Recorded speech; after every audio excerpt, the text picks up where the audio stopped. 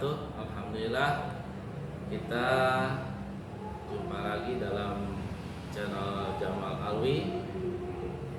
Pecinta elektronika semuanya, kali ini saya akan menyajikan tentang alat ukur elektronika, yaitu yang namanya osiloskop. Ini peralatannya ya, akan saya coba menjelaskan bagaimana alat ini dibuat standby atau terkalibrasi. Adapun ini alat osiloskop ini, fungsi pertamanya dia bisa mengukur tegangan, baik itu tegangan AC maupun tegangan DC. Kemudian dia juga bisa dihitung berapa frekuensi yang sedang diukur, dan juga dia bisa menampilkan bentuk sinyalnya. Nah, dengan alat ini kita bisa terbantu untuk mengatasi troubleshooting ataupun membuat suatu peralatan elektronika. Ya, jadi ini adalah satu alat yang namanya osiloskop. Nah, osiloskop ini sebenarnya bermacam-macam, mereknya macam-macam. Yang saya tampilkan satu cukup, karena yang lain pasti sama cara menggunakannya. Untuk osiloskop ini ada yang satu channel, ada yang dua channel. Kebetulan saya tampilkan di sini adalah dua channel. Ya, kita bisa gunakan sekaligus dua-duanya. Kita juga bisa gunakan hanya satu, tergantung kita mau fungsikannya kedua-duanya atau satu saja. Baik, saya akan coba membuat alat ini standby, membuat alat ini terkalibrasi, membuat alat ini siap untuk kita gunakan. Ya, baik, ini saya sudah mempersiapkan. Ya, stabilizer stop kontaknya sudah terhubung ke jala-jala listrik. Kemudian ini ada kabel penghubungnya yang namanya probe. Ya, tidak sembarangan kabel. Ini khusus, kabelnya juga harganya lumayan. Ya, ini ada dua kabel penghubung. Jadi kalau kita menggunakan dua ukuran, itu kita bisa menggunakan dua-duanya, ya, atau dua channel. Ada channel 1 dan ada channel 2. Ya, kemudian ini sudah terhubung, kita bisa nyalakan dengan cara menekan tombol seperti biasanya, tombol on off. Ya. Kemudian osiloskop ini kita lihat dia standby-nya itu di mana. Ya, masing-masing osiloskop beda. Ya. Di sini ada tertulis CALL, ya, atau kalibrasi. Ya, tertulis di sini 2 volt peak to peak. Ya, ada yang 1 volt peak to peak, ada yang setengah atau 0,5 volt peak to peak. Kebetulan ini adalah 2 volt peak to peak. Ya, jadi kita nanti harus mengeset osiloskop ini di 2 volt peak to peak. Barulah osiloskop ini disebut dengan standby untuk kita gunakan. Sebelum ke situ, saya akan coba mengoperasikan tombol-tombolnya. Ya. Ketika kita mau menggunakan channel 1, di sini ada mode, ya. Mode channel 1, ya. Kalau kita mau menggunakan channel 1. Nah, ini berfungsi hanya tombol-tombol ini. Kalau kita mau pakai channel 2, yang berfungsi adalah tombol-tombol ini. Sedangkan tombol yang atas ini ya untuk kedua-duanya. Kalau ini hanya khusus 1, ini hanya khusus 2, yang ini untuk kedua-duanya. Ya. Baik, untuk itu pertama kali kita lakukan adalah probe ini, positifnya. Nah, ini namanya probe, ada kabel negatifnya dan ini kabel positifnya. Ya, di sini ada seperti pancingan, ya. ini yang akan mengkait ke kaki komponen. Ya, ini bisa kaki komponen nanti kita kaitkan ya pada saat pengukuran. Ini kita lepas, ngait, nanti bukanya kita tarik lagi ya, kita lepas. Sebelum itu kita cantumkan di sini, kalibrasi dulu agar alat ini valid, agar alat hasil pengukurannya valid. Ya, kebetulan ini sudah disetting sedemikian rupa ya, muncul. Bisa saja pada saat awal ya ini terputar ya intensitas, maka akan padam. Jadi pada saat kita mengkalibrasi kemudian sinyalnya tidak muncul, pertama kali kita atur adalah intensitasnya ya, sehingga munculnya bisa terang, bisa gelap, bisa sedang. Kita ambil sedang ya, biar tidak merusak mata kita, juga tidak merusak layarnya. Kemudian di sini ada tombol fokus ya. Tombol fokus ini adalah untuk memfokuskan sinyalnya, buram, terang ya, atau enak untuk kita lihat adalah yang jelas. Kemudian kalau sekarang kita gunakan channel 1 ya, kita gunakan channel 1. Nah, channel 1 ya, kalau mau dia terkalibrasi, dia harus mencapai 2 pol peak to peak.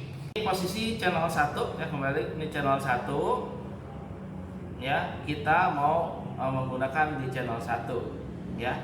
Ini sinyal langsung muncul. Ini kebetulan sudah terkalibrasi dan sudah muncul sinar.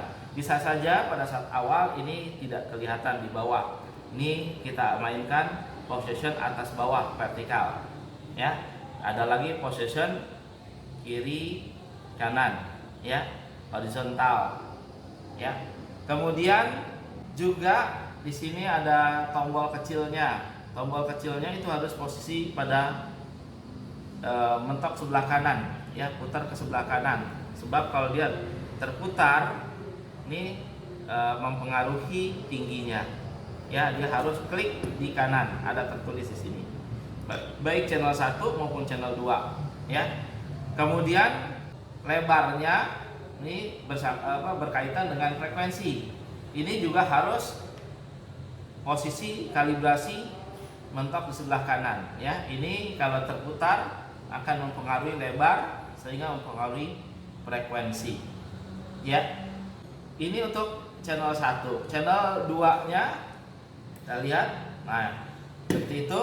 Ini yang mempengaruhi posisinya ini ya. Kalau ini nggak pengaruh, karena ini untuk channel 1, posisi di channel 2 ya, tuh ke atas bawah. Kiri kanannya sama, menggunakan yang atas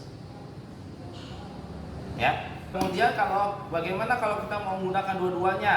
Nah, posisi di dual ya, kita dua-duanya. Nah, ini mana channel 1, mana channel 2? Kita letakkan channel 1 di atas ya, misalnya seperti ini punya channel 1, yang ini punya channel 2. Oke ya. Jadi seperti itu untuk memunculkan sinar. Sinar ini adalah sinyal ya, berupa pulsa square. Ini pulsanya square ya. Tuh. Kita lihat channel 1 dulu. Kita fokus channel 1 dulu. Kembali lagi channel 1. Kita letakkan di sini. Nah, tampilan sinyalnya ini harus tepat sama dengan yang tertulis pada kalibrasi ini. Tertulis call 2 all peak to peak. Ya, tertulis di situ 2 bacanya peak to peak ya. Jadi osiloskop ini akan terkalibrasi, akan standby, akan siap untuk kita gunakan ketika pemunculan sinyal di layar itu mencapai 2 pol peak to peak ya. Kalibrasinya seperti ini, 2 pol peak to peak. Bagaimana menghitungnya sehingga dia disebut dengan standby, siap? ini ada rumus, ya, ada rumusnya untuk mencari tegangan, ya. Jadi untuk mencari tegangan, ya, tegangan rumusnya itu adalah tinggi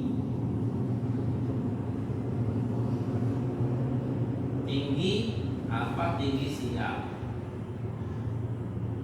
ya. Nanti lihat tingginya berapa, dikalikan dengan yang namanya volt per divisi, dikali lagi dengan yang namanya Pro. Ini rumus mencari tegangan, ya. Jadi di awal sudah dikatakan fungsinya adalah bisa mengukur tegangan, baik tegangan AC maupun tegangan DC. Ini rumusnya untuk tegangan. Kemudian juga katanya tadi bisa menghitung, ya, frekuensi. Nah, berarti kalau menghitung ada rumusnya juga untuk frekuensi, ya, untuk mencari frekuensinya berapa sinyal yang muncul itu, ya, itu adalah 1/T. Nah, ini dua komponen, ini tidak diketahui T-nya itu berapa, maka T-nya bisa kita cari. T-nya itu adalah lebar sinyal,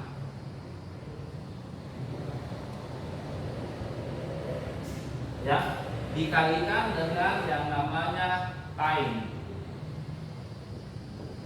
per divisi. Nah, ini rumus untuk mencari frekuensi, ya.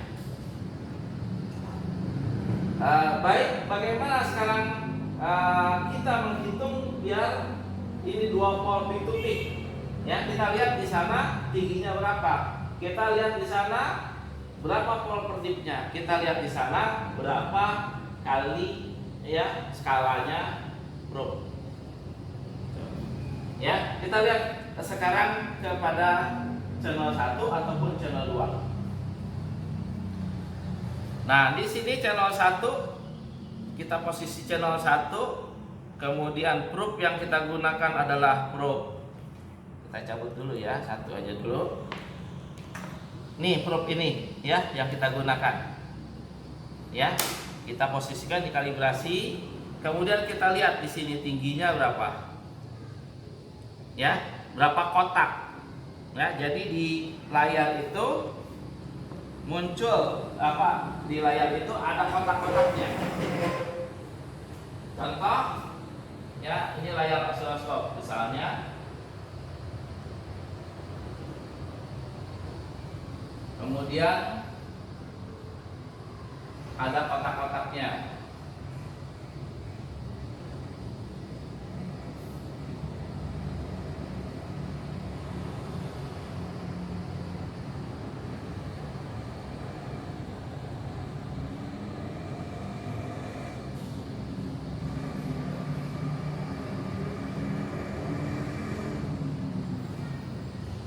Ya, ini layar, misalnya layar osiloskop. Muncul sinyalnya seperti ini. Kita gambarkan kalau acak misalnya yang kita lihat itu kurang lebih seperti ini.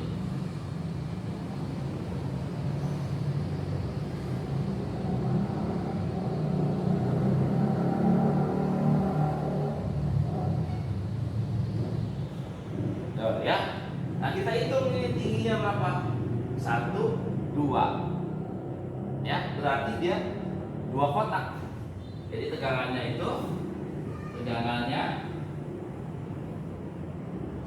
tingginya berapa?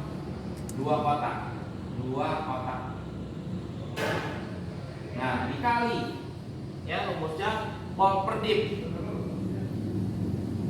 Pol per dip kita lihat di sini, pol per dip channel 1-nya. Jadi pol per dip itu ada 2, ya. Channel 1 ini channel 2. Kita lihat pol per dip. Di sini menunjukkan tanda putih ini di 1. Ya, pol per dip baik channel 1 maupun channel 2 seperti ini. Jadi di sini ada tegangan dalam satuan volt, di sini ada tegangan dalam satuan milivolt. Ya. Yang tegangan itu satuannya ada yang 5 skalanya, ada yang 2 dan ada yang 1. Ya. Di sini ada yang 50 mili berarti. Kemudian ada yang 20, ada yang 10, ada yang 5. Tuh ya. Nah, kebetulan osiloskop ini kita posisikan di sini.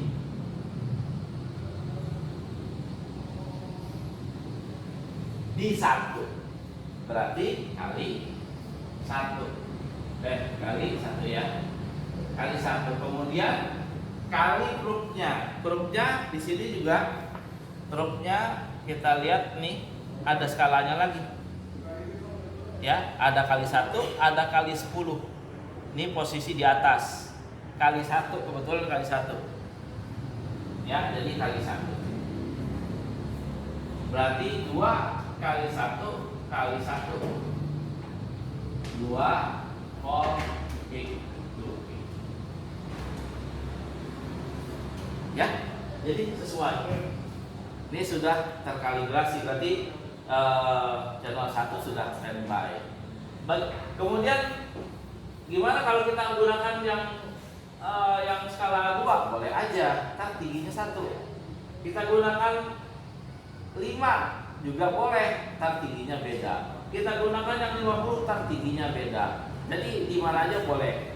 Yang terutama bisa kita baca tingginya, jangan overload ke atas ataupun ke bawah. Kita bisa hitung tingginya. Yang utama itu. Ya, contoh sini kita misalnya channel ini mau kita channel 1 kita gunakan skalanya yang di 1. Nah, ini tingginya kudu 1. Ya, tingginya 1. Itu. Mau pakai 5 bisa nggak? Bisa, cuman tingginya jadi 0, sekian. Tuh, ya. Tuh, 0,5. 0,4. Ya, tetap nanti nilainya 2 volt juga. Ya, kalau misalnya mau pakai yang 0,5. Nah, ini ada yang 0,5 juga nih. Ya, 0,5. Nah, tinggian. Mau pakai yang 0,2, nah overload atas bawah nggak bisa. Jadi ini pakai 0,5 juga kita lihat tingginya sini berapa? 1, 2, 3, 4. 4 kali 0,5 jadi tetap 2. Jadi bisa. Mana aja bisa. Ya. Yang terpenting ini jangan terputar. Tuh. Ya, ini sudah terkalibrasi, harus dibentuk ke kanan. Ya. Jadi osiloskop ini masih bagus pada channel 1. Nah, sekarang gimana untuk channel 2? Kalau mau digunakan channel 2 sama. Ini dicantumkan dulu, dikaitkan dulu dengan tempat kalibrasinya. Seperti ini. Ya.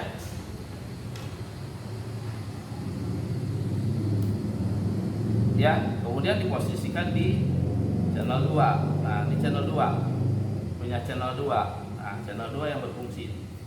Ya. Nah, ini harus sama. Ya, kebetulan ini dikali 1, ya, tingginya 2, hurufnya juga 1 sama. Kalau menggunakan yang 2, tingginya jadi 1. Kalau menggunakan yang 5, tingginya 0,4. Kalau menggunakan yang 0,5, tingginya 4. Kalau 0,2, nah ini overload, tidak kelihatan. Ya, nggak boleh. Ya. Jadi seperti itu osiloskop untuk pengkalibrasiannya.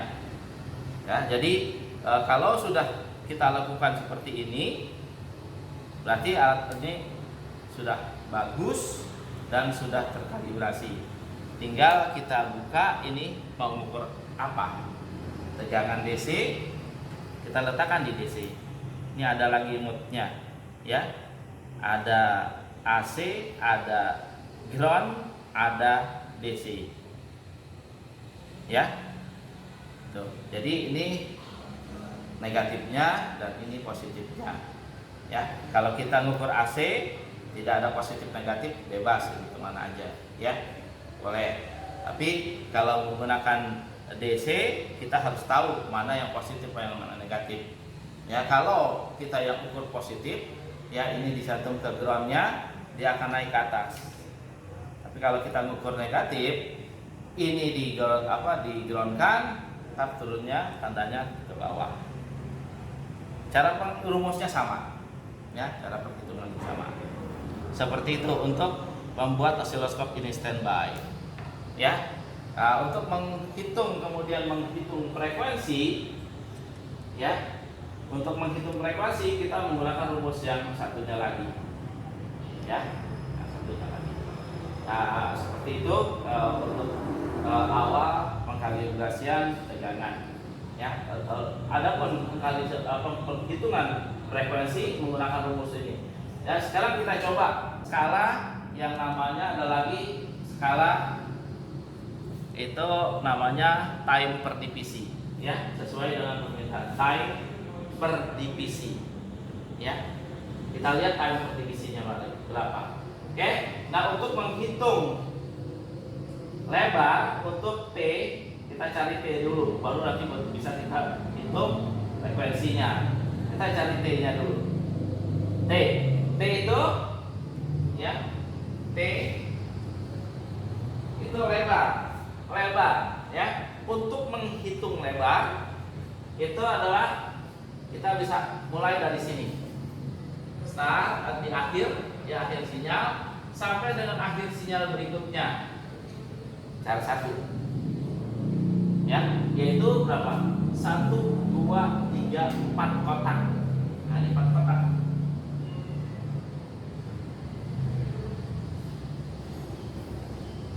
ya. Kemudian time per dip-nya berapa? Kita lihat di sini time per dip-nya berapa nih. Nah, time per dip ada yang satuannya millisecond, ada yang microsecond, ada yang second. Jadi ada skalanya juga. Ini misalnya time per divisi. Di sini ada yang satuannya second, ada yang satuannya millisecond, ada yang satuannya microsecond. Ini kita harus paham, second itu 10 pangkat 0 ya, millisecond ya terhadap second. Kalau millisecond itu 10 pangkat min 3 ya. Kalau microsecond itu 10 pangkat min 6. Ini dari second ya, ini second, ini millisecond, ini microsecond.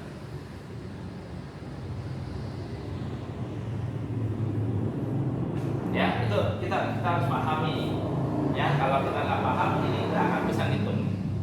Oke, sekarang kita lihat posisinya di second kah, di millisecond kah, atau di microsecond. Kita lihat sini, ini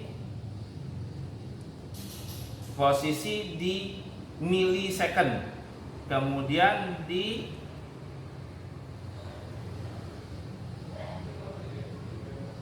satu nih,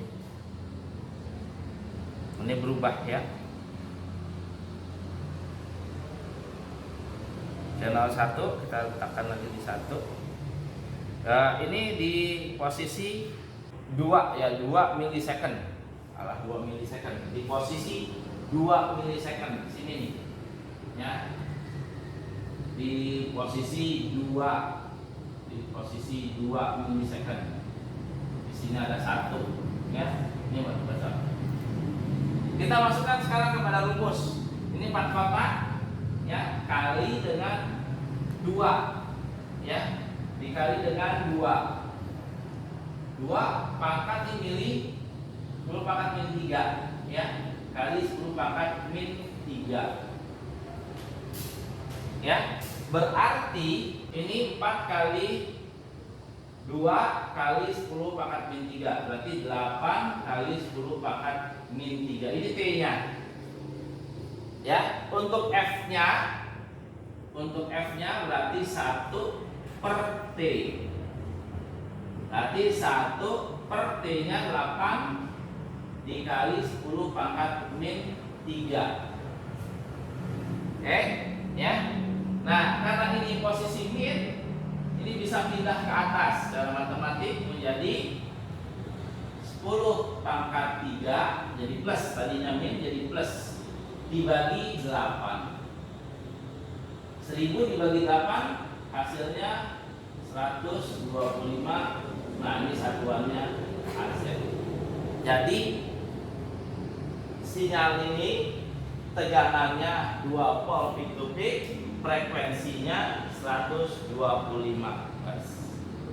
Ya, itulah hasil yang kita dapatkan di osiloskop ini. Berarti osiloskopnya sudah bisa kita gunakan.